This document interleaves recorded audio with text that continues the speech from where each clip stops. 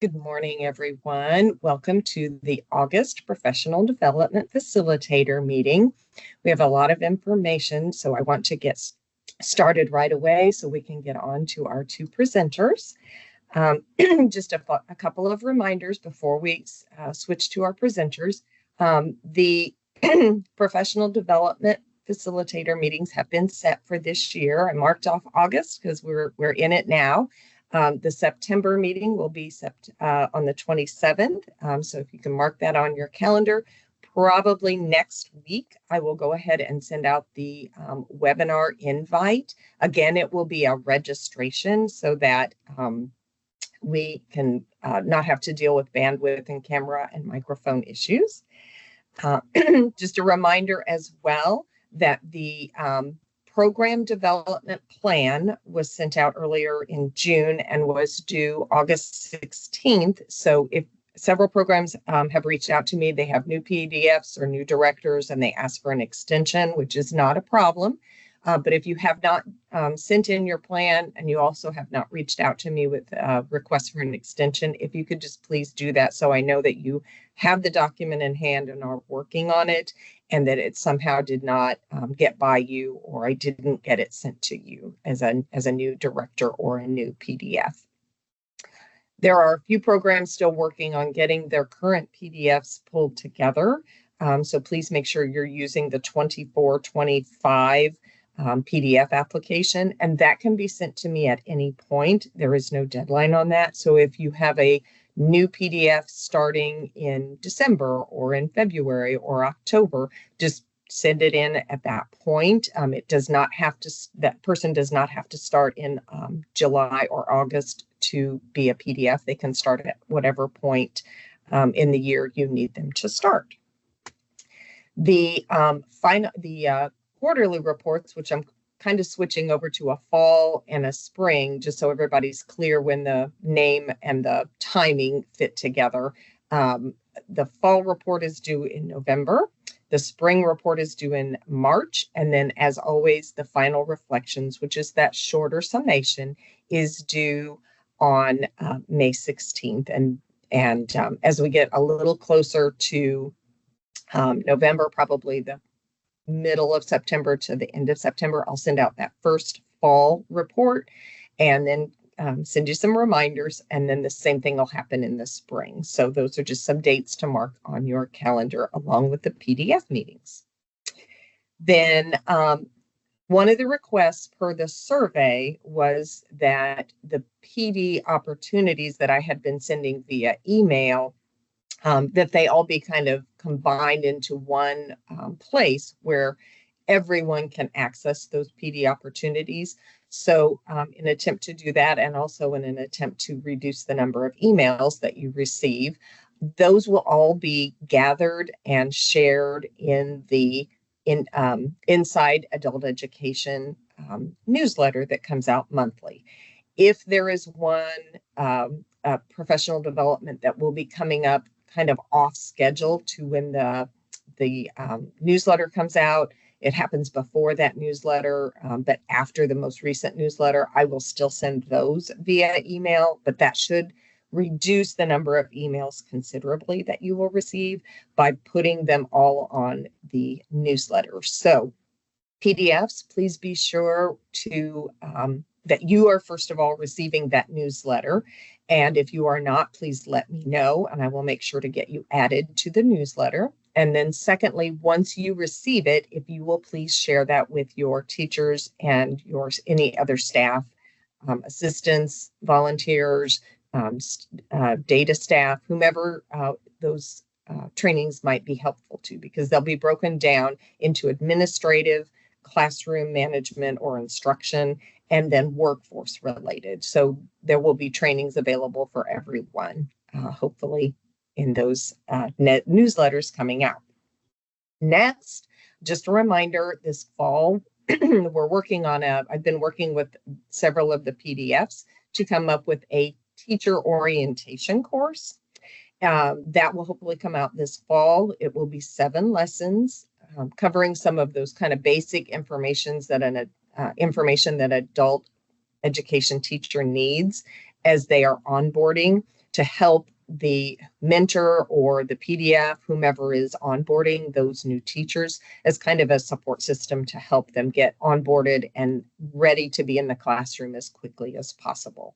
So if you have new teachers or relatively new teachers within the last few years, they are welcome to do this as well. Once it is on the state learning management system, you'll just reach out to me and I can get them an access code for that training.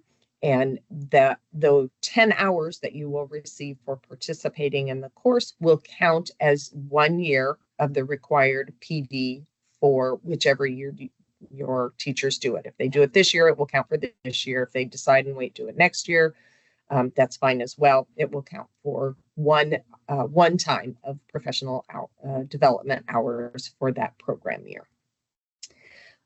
So one of the focus for this program year for the state is to move students that are on the reportable report, which is table 2A, over to enrolled. So just as a reminder, enrolled means the student has reached at least 12 hours of contact hours, and they've completed their TABE or TABE Class E or now Work Keys assessment as a pre-assessment, and there are no errors in their student record in enters, meaning that if they are a 16-year-old student, that we have proper documentation on file, that their focus subject has been determined, all of those things that are necessary in enters for a student to be moved over from table 2A to enrolled, which means they will show on table 4. And when they make a gain in whatever fashion that might be, that will count for your program. So we're asking the PDFs to track those students this year that are falling between 6 hours of attendance and 12 hours of attendance. So what that hope is those are students that have more than likely completed some kind of an orientation in your program. And because programs all do their orientations a little differently, some orientations may take 6 hours, some take 4, just depending on the type of student and the type of program. So we're focusing on the 6 to 12 hour students that are either close or should be ready to roll into the enrolled status, and for a variety of reasons may not have done that. So for these dates, we will also do one, there's 5. So there's 5 dates within this program year where we will ask the PDFs to return a chart, a report to us with your 6 to 12 enrolled students. There's just 2 questions for each time that you'll be sending in this report, but then we're asking for you to go a little deeper into why those students are not counting or not going to roll over into enrolled. Have they stopped coming to your program? Are they missing a focus subject? Are they missing a pretest? So we'll do a little bit deeper dive into that information to find out why those students are not counting on table 4 or not ready to be rolled over. So in September for the PDF meeting, I will be going into a little more detail about the 2 reports, or the 1 report. If you have an ELL program, it will be broken down into 2. So at the top, you can see in red, reportable conversion rate, ABE and ELL for program year 24-25. So if you have a smaller ELL student population, or if you're primarily ELL and you have a very small ABE portion of students, it can be one combined report. If you have a larger population of both ABE and ELL, then we'll break those into 2 separate tracks or 2 separate reports, because they are often not rolling into enrolled for different reasons. So at the top of this one, you'll see this is for ABE only, and then the next one is for ELL only. So if you have a significant ELL population, we're just going to ask you to do 2 reports instead of 1, but it's the exact same 2 questions. So the first one is just your total number of students that have 6 to 12 hours. and then the number of 6 to 12 attendance hour students that do not have a pretest. That's going to be the first two questions and the focus for this program year. And then in September, and again at IAACE, my presentation will be on looking deeper into what those 6 to 12 hour students are needing to make sure that they enroll or they roll over from reportable into enrolled status. And so I encourage the PDFs to attend my IAACE session so that we can talk and do a deeper look at how to get those students into the enrolled status and onto your table 4. So if you have any questions in advance, please reach out to me. I'm happy to meet with anyone and kind of do some detailed information, particularly for any PDFs that will not be able to attend IAACE. I know that's not always an option for everyone. So if you would like to meet with me, we can go over that information together in a Teams meeting, a Zoom meeting, or I can even come up and visit you at your program and we can talk about it in person. That is not a problem. All right, so first guest, or kind of unofficial guest, Jose, I always consider part of AE, is with us this morning, and Jose is going to share his screen. So I'm going to unshare my screen here in just a second, and he's going to talk about some changes that Futures has made to make tracking your adult ed students in Indiana Career Explorer a little easier, as well as making it easier for your students to use it. So Jose, I'm going to unshare and let you share. Not a problem. Good morning, and thank you, everyone. I appreciate it. And Amy, thank you for the, I feel like I'm part of the AE team, so appreciate that. Just going to go over today some just quick features with Indiana Career Explorer. One, how we are tracking it in ARB, and all directors know every site is being tracked and I should take that back, not being tracked. We're just making sure everyone per the adult ed grant is in a Indiana Career Explorer with at least have taken the 3 assessments and have an account, as well as the ELL levels 3 through 6. And so I was going to show today the quick language change that you can do on the screen for any of your ELL students in any language. And then also the importance of our status bar, and this is where it helps out. We're exiting our students properly and making sure if our adult ed students are graduating, or if we have students that didn't complete orientation, that they're being assigned correctly to make sure your enrollments in Indiana Career Explorer are as close as we can to enters. We do know, there's always some gray area because of IETs, and definitely understand that. But for the most part, this is where everyone should be. And so I'm going to share my screen in a second.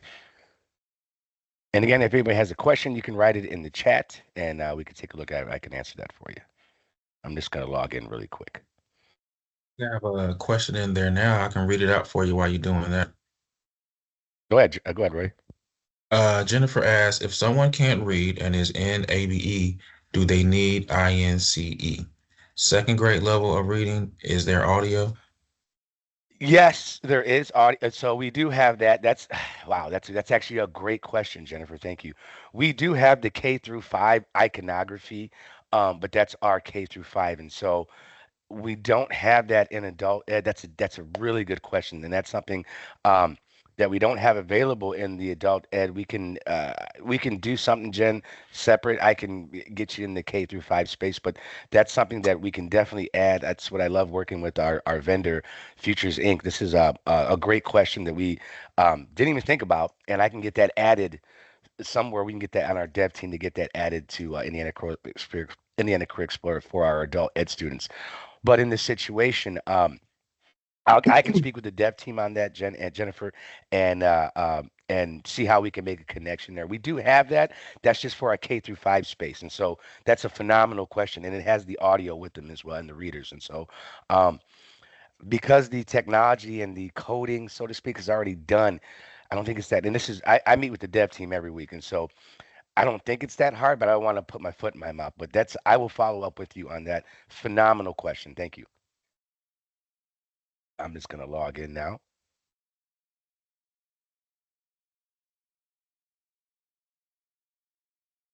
Share my screen. So I'm logging in as an ABE career coach here. And so what we did want to talk about again is the status bar and the importance of that, and to make sure we're exiting students correctly. And I'm also going to, I'm at that one. I'm going to do the language change first. Again, this came from our friends at Warren, and uh, they had a process. It was about in a director's meeting, or what was that? The statewide call. And so I'm just going to show that. We have a video that's done that will be sent out to do this process. It literally takes 3 minutes, not even, to do both, to set a different language and to bring it back. And so what I'm going to show you here, I'm doing it as if we're in the case management dashboard. You can do it from any screen, but the caveat to this is you have to be in Google. And so once you click on Google, you click on translate. Are you seeing the drop down here, Roy? Yes. Okay, good. Thank you, So Amy. we can see it. Okay, so it's literally you click on the three dots, we go to translate. I've done it so many times in all of our career coaching sessions that the system, the computer will know that I want to change it, but I'm just gonna click on the three dots. You always wanna, I'm gonna pick on choose another language so you can see. I'm gonna pick Spanish to translate. Everything translate, right? But the key is that just translate that one page. You have to click on always translate English. Okay, so now when we go through different pages, everything will automatically translate. Names are Spanish, everything. Now, education search, boom, it'll switch over. Now, if we wanted to go back, and this is for, there's hundreds of languages. So if anybody walks into your site, you can help them with searching Indiana Career Explorer in their native language. It'll make it easier with, especially with your ELL levels 3 through 6. To get it to go back, same thing. Click on the three dots. We're going to go to translate. Okay. I want to go to English here. That's going to make the page change. But got to go back to always translate English. Take that off. And that's it. Now everything is back to normal. And it literally is that easy of a step to switch the language and to switch it back to any language. And like I said here, if we go here and you go to languages, nope, it'll translate any language, hundreds. And so there shouldn't be anybody in there that their language is not in that system there. The video is done. Matt put all his magic on it, so that will be coming out Monday. And it's just, again, me talking, going over this video again. Lastly, next I want to show is the importance of our status bar here. This is huge here with reporting, and this directly ties into money. Career coaches are aware of this, directors are aware of this, and I'm glad that our PDFs can see this as well. I also, yes, it can be used to take assessments in a different language. All of our assessments are, and I've spoke with Allie many times, Jennifer, but Sheila, you can use this for any of the assessments. I'll show you really quick because I'll be 3 more minutes. I'll be out of here. I'm gonna take it as if I'm a student. So I'm a student here. I want to switch language, translate. I'm just gonna go to Spanish real quick. Always translate English. And so now I'm gonna take assessments. Here are the assessments. I've done them. You can see my results. Or you could take over to my own level. And this is in a different language. So again, once you start doing it more than once, the computer recognizes you're changing language, and they'll make it easy for you and give you a little pop-up here. So I can go back to English, take always translate English off, and we're back to normal. So assessments can be taken as well.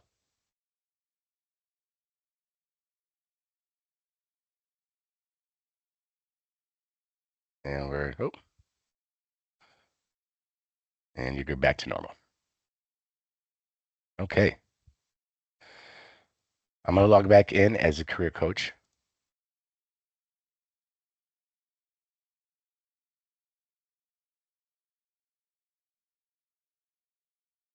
So again, with exiting students properly, we have this specifically in our student's profile. I'm just going to click on the first student I see here. Sean Billings. Okay, now you see the status here. This is the status bar. We've been hitting on this through all our career coaching sessions, around two that they are done. Again, this is where it ties into actual money, but also where it ties into our reporting, and it makes your life 10 times easier on this 5 second process. Now we have a status bar. This is for, can you see the drop down, Amy? Yes. Awesome. Okay. So this is where for your students where they're at in the career exploration process. Again, we have not started, job search ongoing, they're hired, um, in training, attending training, completed training. More importantly, when if they're hired, we know, but did not complete orientation, if they graduated, they're no longer active. We are adding two more. Excuse me, one more. We had one in our adult ed space. We had a student who was in the country, but their visa didn't allow them to work, and that's starting to happen a couple of times. And so that's being added to this as well as training completed. So again, once you label a student as graduated or did not complete orientation, that is, again, if they didn't complete their 12 hours in orientation for whatever reason, you want to assign them to did not complete orientation or not active longer. What that does is that puts them in an inactive status, even though they graduated. That's fine. It doesn't delete them. It just puts them in an inactive status, to where when I run Indiana Career Explorer reports as well as enters reports, it makes it as close as possible, to having active students. Again, I run a report and do a comparison and a gap analysis for your individual site, the state, as well as the region. And so making sure that we're assigning our students properly and our students that are graduates and people that have been in our program that have left, you want to be able to assign them properly, as well as for the folks that did not complete for orientation for whatever reason. um, Again, if your site wanted to get more people, or if they had to, or were looking for more marketing, you still have all the information on all of your inactive people as well as your active. It's just in a different silo, and I'll show you that in the reporting, and we'll be done in a second. So it's very important that we are exiting our students correctly, wherever that they be in the career exploration process, because there will be a time when the adult ed team may ask your director how many people you got hired in your site, how many people are in training, and if you are using your status bar correctly, that'll take a 2 minute process to pull up the report and say, we got 25 in training. We have 20 people been hired. We've had 30 people since January have been, have received got their HSC, have graduated. And so it really helps you in the reporting in the long run, and especially when I go in and pull reports and compare to enters, this helps you. So this process, while it takes 5 seconds to complete, is very important, which on doing that. And so again, it's literally in the status. I'm just going to put hired really quick so you can see. And once we go back to our dashboard, okay, it'll show Rashawn is hired. See, some of these have not started. It'll show as hired in this status. And when we pull reporting, which I'm going to show you really quick, you'll see what I mean. Any questions so far? Also, if you So do not have, far, all of them are answered in the chat. awesome. Also, if you do not have an Indiana Career Explorer account, and if you would like one, a quick email to me, and I can set you up with the Indiana Career Explorer account for you to peruse and go through. I'm just waiting for it to pop up. Oh, there it goes. Give me 1 second, and I can show the report. And Sheila had a question. Can that be used to take the assessments too? I'm yeah, not sure what you. yeah, I went over that when I showed her. Okay, Yeah, okay, okay. yeah. Good, good, good.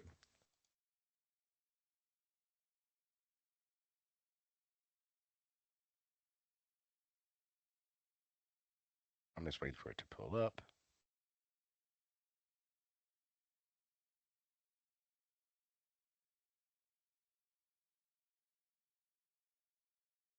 So close. So when you pull Indiana Career Explorer report, this is the report of everybody in an adult ed site. Column G, this is the column. So if you want to know how many people job search ongoing, how many under hired, and so if you are setting your status right, It's a really quick report. You go to column G and you can filter by graduated, who's in training, who did not complete orientation, so you know that number. Um, uh, who's in training, who completed training. And so if you're setting your status right, this will make your life 10 times easier, particularly when it comes into the reporting, when it comes into if the AE matches your site, just to want to know any information, you have this readily available. You don't have to, as someone in the AE site, you don't have to create your own dashboard or create your own spreadsheet. We have it all here for you. You just have to manipulate the feature in Indiana Career Explorer, which literally takes, you saw me do it, it takes a couple of seconds. And so that will definitely translate directly into money for your site as well. Any questions?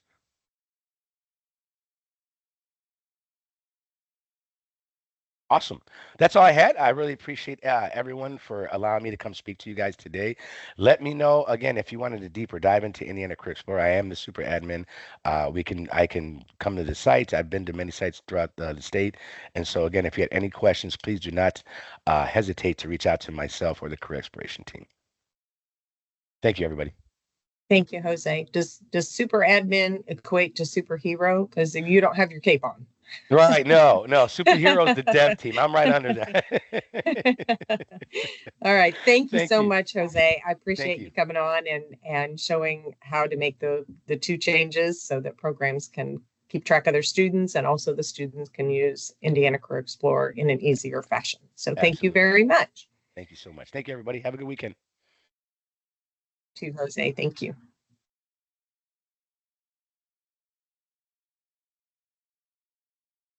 Okay, next we have our special guest. Shannon Ollis is with us from the Office of Work-Based Learning and Apprenticeships, and she is here to give us some information just so that the teachers in our adult ed programs have some information to kind of start the conversation with their students about kind of stirring some interest in work-based learning and apprenticeships. So Shannon, I will turn it over to you. Good morning. The first thing I do have to ask, Amy, is are you going to control my slides? Yes, I can do that for you. Wonderful. Thank you. I just need to know whether to ask for it to go forward or not. Good morning, everyone. Go ahead and change the slide for me if you would. We're here this morning just to have that intro discussion on what work-based learning is in reference to the comprehensive programs we have across the state. And then we'll get very specifically into ones you may find more in your areas with adult education. You're going to end up seeing myself across the state a lot when we're talking about the pre-apprenticeship and adult education's participation in that. So we'll spend more time in that in just a moment, but we definitely want to make sure that you have a good base understanding of just what we consider a comprehensive program when it comes to work-based learning in the state of Indiana. Currently, we have 3 that we recognized when we're looking at the adult realm. The first is registered apprenticeship programs. This is a program that is registered and approved through the Department of Labor. The other is pre-apprenticeship that is certified through the Office of Work-Based Learning and Apprenticeship. And then we also have a SEAL, or a state earn and learn.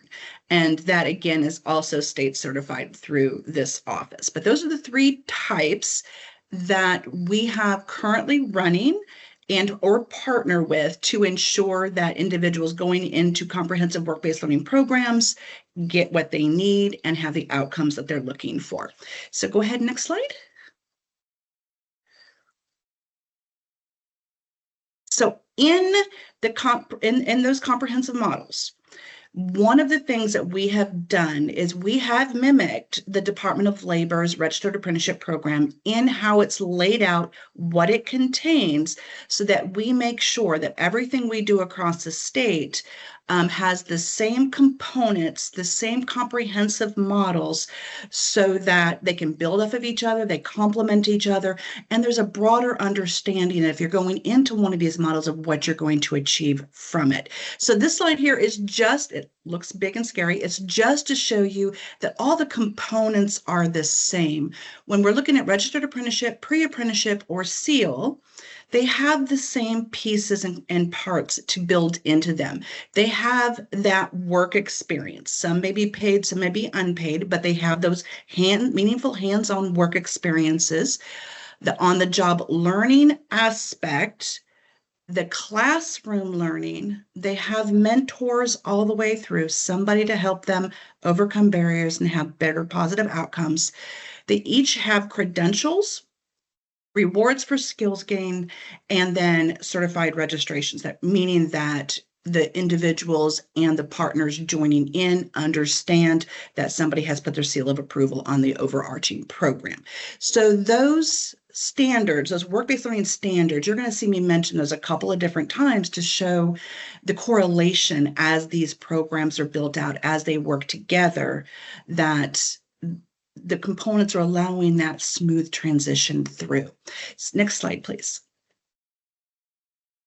Okay, so we mentioned that especially with adult education currently, and the programs that are being developed and expanded within adult education, especially the IETs, possibly WEIs, that we're looking at, can they be more? Can they have that next partner to really assist the individual, the student, going through it on their career pathway, taking it full spectrum? So the certified pre-apprenticeship is one that is out there to partner with registered apprenticeship program. So a certified pre is a program that is designed to prepare an individual to enter and succeed in the registered. So you're getting them on the pathway, providing them that very sound pathway, and setting them up for success once they've entered to get through. Next slide, please. Okay, so now let's talk about those components again. We're talking 100% pre-apprentice. When we're looking at various levels and various partners, they're going to look a little different. They're going to have different components, different lengths, things along those lines. We have ones from the K-12 where there might be a couple years worth of pre-apprenticeship, down to an employer who may have a pre-apprenticeship built into their organization to set their employees up for success to join into the registered apprenticeship program that they have. But one of the main ones that we focused in on across the state was adult educations, especially with their IETs, because you have wonderful programs built in your organizations already. And one of the pieces that just wasn't being explored or grasped onto was that partnership with employers and partnership with other programs to take what they're learning, that remediation, that IET, the HSE, the ELL that's being absorbed from adult ed, and taking it onto and allowing it to expand into their career pathway. So we really looked at how we could provide the layout that would be most beneficial to the students, to the program, which is the adult education, as well as still to that registered apprenticeship partner. So adult education, as you see, has required that classroom training. It has that mentoring built in. They have individuals in your organization that they're able to reach out to be successful in everything they're doing within adult ed. It has the meaningful hands-on experience, and we use that term versus OJT or OJL within pre-apprenticeship because it could mean a couple of different things. It doesn't actually have to be in that moment a paid work experience. It could be a simulation. It could be lab work that they're doing on site or with a partner. It could be paid or it could be volunteer. It's meaningful hands-on where they're going to be able to take what they've learned in the classroom, what they've learned for that hands-on piece, and make sure they get a chance to practice it so it has value when it goes into the employer. It also is going to ensure that the individual, the student going through, earns an industry recognized certification, and that belongs to them. So regardless of what pathway they choose to go on to, they have that cert that has recognition going to those employers. It has value. It has an understanding of what skill it took to earn that. So it's very important that we had those built in. Your IETs pretty much already have them there. So it was really a no-brainer. It just naturally meshed. And then the big piece with pre-apprenticeship is that it has a direct partnership with an active registered apprenticeship program, which means that you're providing the possibility of that next career pathway and that next step for your student who is going through. So somebody who goes, I like the idea of work-based learning, I just don't know how to get into this company and get into the registered apprenticeship program. You're saying, all right, well, let's back that up a little bit. And what pieces are already in play? What puzzle pieces are in play that's going to allow us to help you get there? And for many of your students and many of your operations, it's going to be those pre-apprenticeship programs that are being set up. It can be some other ones, but that's one of the main ones to really be able to best help make that connection with the student to make them understand. Here's your goal. You want to be with that employer. You want to be part of their registered apprenticeship program. You want to be in that paid position. Here's a pathway to get there. Within those articulation agreements, and one of the benefits of those pathways is that for the majority of them, there is that direct entrance. So it is, you do this, meaning the pre-apprenticeship program. You get the grades you need. You have the attendance you need. And that director is willing to, put that letter of recommendation out there for us. Here's how you can be hired on, and here's what it means to me as the registered apprenticeship program. So it's all laid out. The student knows they can make really informed decisions for themselves. And as an adult, we know that's one of the things we just need. We can make great decisions if we have all the information necessary. But again, it's one I could ask Roy. I could stay hours on this because it's something I'm very passionate about, but I want you to understand what those pre-apprenticeship programs, that work-based learning component that's being expanded on in adult education. You're going to hear those conversations a lot more often, what it means, what it can mean to the student, what the instructors can be able to also help them understand. Next slide. Okay, so quickly, some of those benefits, and I'm sharing these out, so I want to make sure I had this in there so you would be able to dive in later. Some of the benefits of work-based learning. It is not just about the student. It is not just about the employer, what the benefits of each. I'm always being asked, what's the ROI? What's the ROI? But we have to remember that as a community organization, we're also assisting with that community. So I wanted to be able to provide some basic benefits for the majority of the players that are involved when we have a work-based learning product in our communities. For the businesses, there's just some that are evident. It's for recruitment, it's for retention, it's for that sustainable pipeline. Those employers need that. That's the value this is bringing to them. This is why they want to participate in a work-based learning model, very often registered apprenticeship programs, because they know that this has value to them. To throw out a statistic, an individual who goes through a registered apprenticeship program, who successfully completes it, that employer statistically can say 80% of those individuals who successfully complete that program is going to stay with that company. So that is a huge retention piece, right? So it is very valuable. That recruitment, that pipeline, that's where that pre-apprenticeship comes in. So here's already where what you're doing is going to feed in very nicely. How you're helping to guide that student, the information you're providing that student helps them see that this is a pathway that's available to them if they choose to accept it. For the community, we all have different needs across the state. We've all seen it. What works up north doesn't work down south. Our employers look different. Our communities look different. The skill sets necessary and the gains necessary look different. So with the communities, these are built within those communities, right? So what it really does help is help align that industry and that education. So what's being taught in adult ed, what's being needed and added, how those IETs are being built, just naturally reflect what those employers are looking for. I apologize. So it is something that it's very important to be aware of. So as you're hearing your students, or as you're hearing those employer partners saying, we need, or something not working, having that open communication amongst your peers to ensure that what you're doing, what you're putting out there, or what you just want to look at, make sure it's still meeting the needs, because all these work-based learning programs can be modified, updated to continuously meet the needs of the community. For the individual, there's just a few I want to hit on real quickly. One is that it's a paid experience for most individuals going through.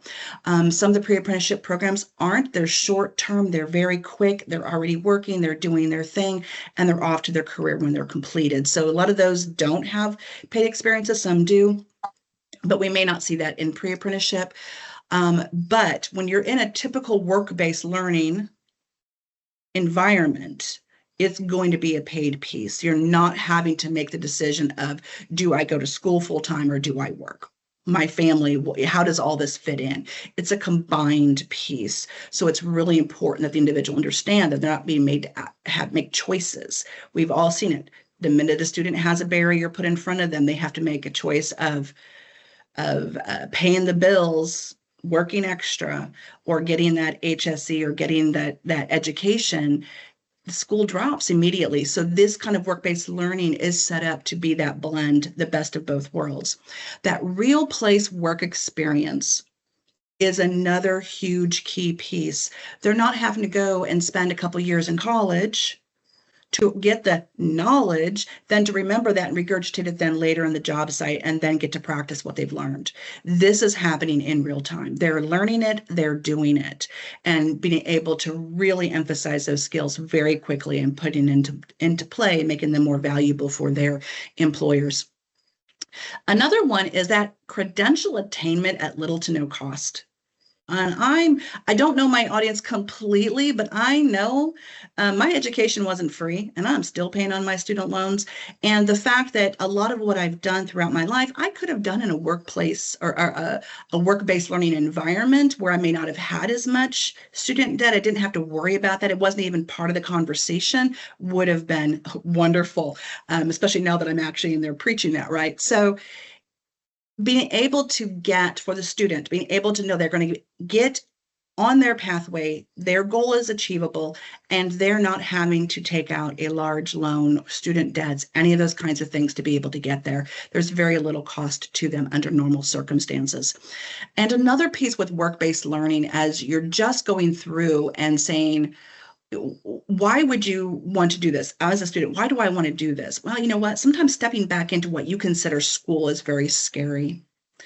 And when you're in a work-based learning experience, you've got the combination of new school, possibly new job, all these different stressors, things going on. And one of the things with the work-based learning, it's built with that mentor in place. It's built knowing that you'll need guidance all the way through. This is for the student. So it's going to help build that confidence necessary to know they can be successful. You're already building that in adult ed because you're getting them in that pre-apprenticeship. You're getting them in that experience where they're seeing what the classroom looks like, what hands-on looks like. You're getting them in practice so that they're going to be able to step into a larger work-based learning program with a much more sense of confidence and comfort because they've experienced it, and they're going to be able to continue on with that. Sorry, that's me preaching on that, and I apologize. Next slide. Okay, so let's wrapping this up again. This was just topical conversation. We'd love to go into deeper conversation at a later date. What should the student know? At the very end of the day, you've been able to absorb just a little bit about what work-based learning is. But what should the student know? How can the teacher, how can the administrator, how can the director of adult education be able to have that conversation? And the student goes, why? Why should I? What should they know? What are the key components? Here's what I take away. These are things that I see on a daily basis that students across the board, employers across the board, everybody across the board goes, I wish I knew, right? So here are those items. You earn while you learn, allowing, and this is you written as the student, allowing you to support yourself without student debt. You're not having to make a decision between going to school and going to work. You're going to be able to do it at the same time.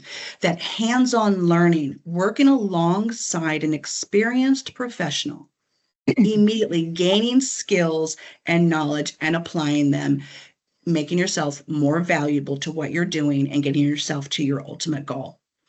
You're also knowing that you're going to be trained in-demand skills. Those employers, these programs are not set up for something that was 20 years ago.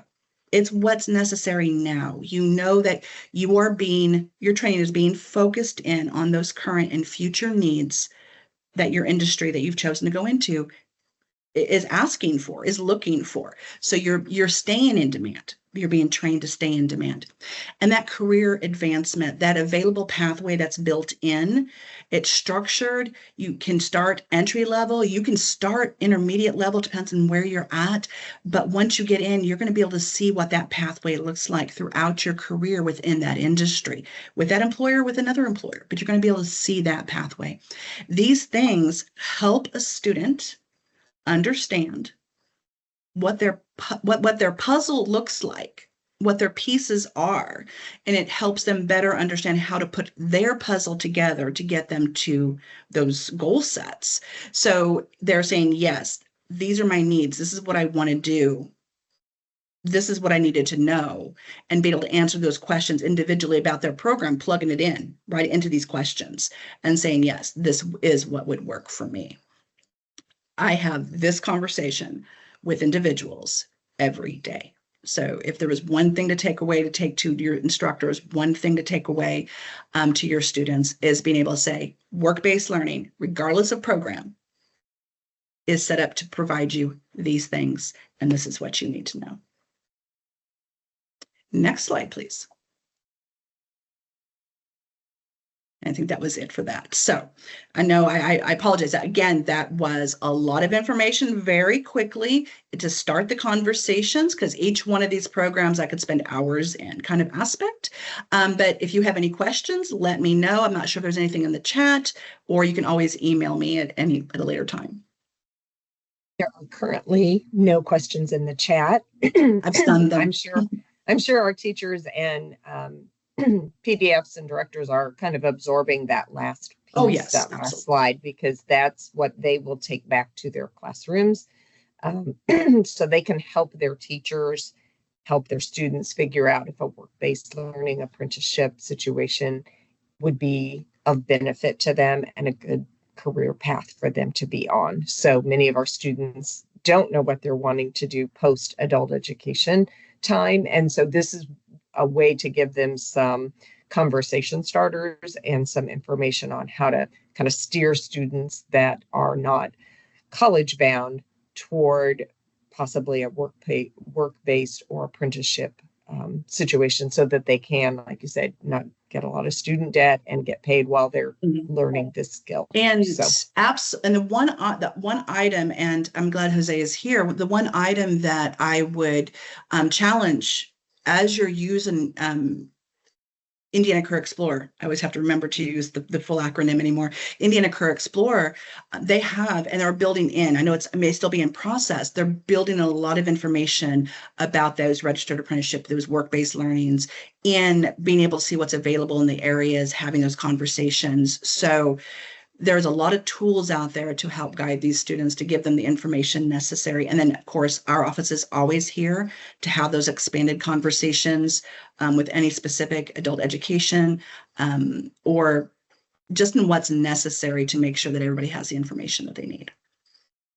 Yes, so for the adult ed directors, please feel free to reach out to Shannon at any time if you have questions, if you're wanting to set up maybe a pre-apprenticeship or apprenticeship in your program and somehow combine it with an IET that you have in place or are working on for this program year.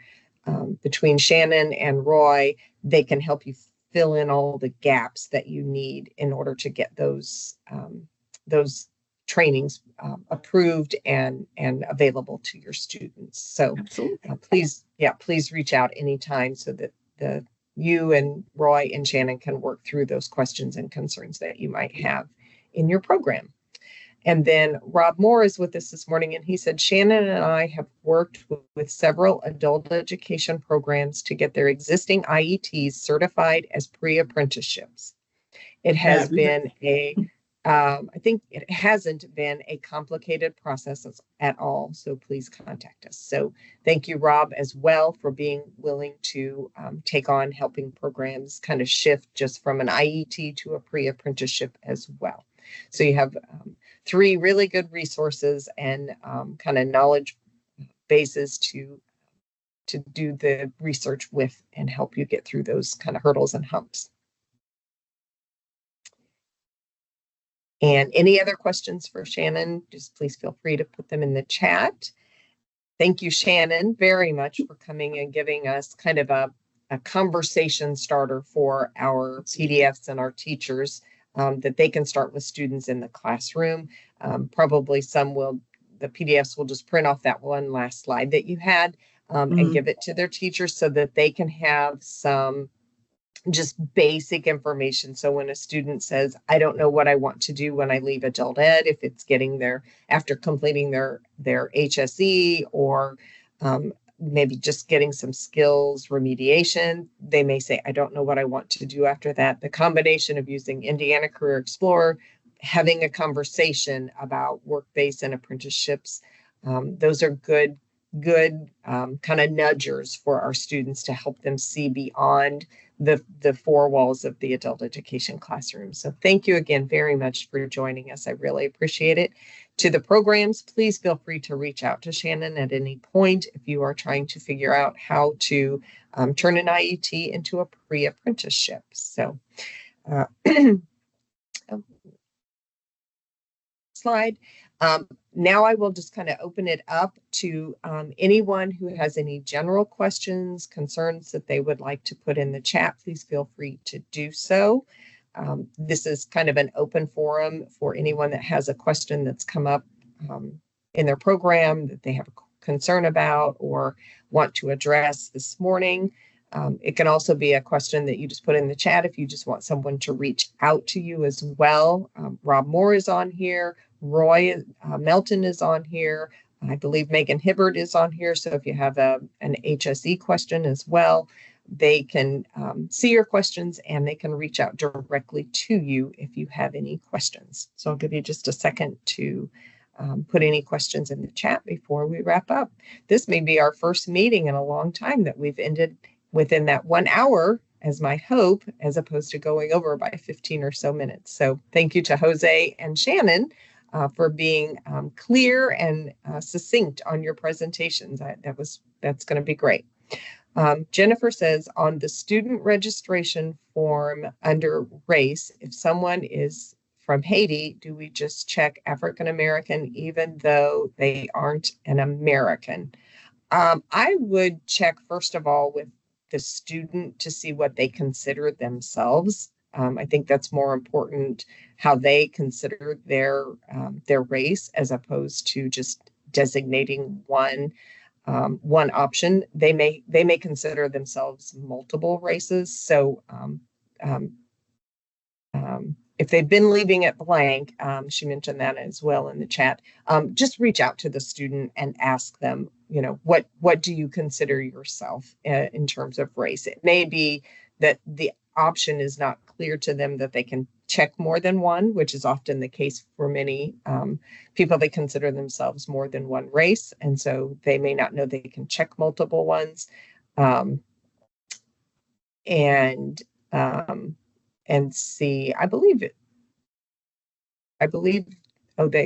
she says they say Haitian, which is not an option. Okay, that might be something we need to check into. So that they can self-identify as a particular race. So I will reach out to Jerry on that and try to get some clarification for those students who do not consider themselves under any of the options that are available, and see if that is something that we have some control over in terms of adding other races, or if that is something that comes from the feds. That I'm not sure which one that comes from in terms of identifying by race. So I will do some checking on that and let you all know what I find out. So thank you for that. Good questions. We always have new students coming in from countries that we maybe haven't seen before, and so being able to serve them and let them self-identify is always an important piece as well. Okay, any other questions before we wrap up?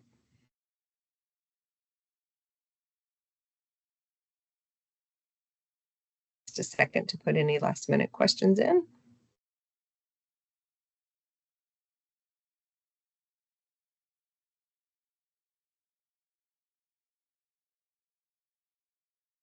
Okay, I think we've answered all the questions for now. If you have other questions that you need to get answered, please feel free to email myself or any of the state staff. Rob Moore is also available to answer questions as well. If you have Indiana Career Explorer questions, please reach out to Jose. And if you have work-based learning and apprenticeships, please feel free to reach out to Shannon, and she will get those questions answered for you as well. Please be sure to share the information about what Shannon presented on for the work-based learning and apprenticeships with your teachers so that they can start having those conversations with your students, so that if they would like to potentially become involved in one, that they know that is an option to them as well. All right, so next, our next PDF meeting will be September 27th. I will plan to send out the registration information next week, so you can get that on your calendar. I also suggest for the other dates that are listed on the first or second slide from this morning's presentation to just kind of put a little bookmark or an indicator on the other dates for the PDF meetings, just so you don't double book yourself, and make sure that you're available to attend in person so you can ask questions in the moment rather than watching the recording and then having to reach out later. Always getting it firsthand, I feel is best. So that September meeting will come out on for the 27th. It will come out next week. And then joining us for that meeting will be Denise Esslinger. And she was in she attended the GED conference, I believe it was in July, and was in the Train the Trainer session. So she is going to be doing some training on the GED and next month in September, and give us some great information on how best to prepare and test our students using the GED format. So that is all I have for this morning. So thank you everyone for joining us, and have a wonderful weekend, and we will see you soon.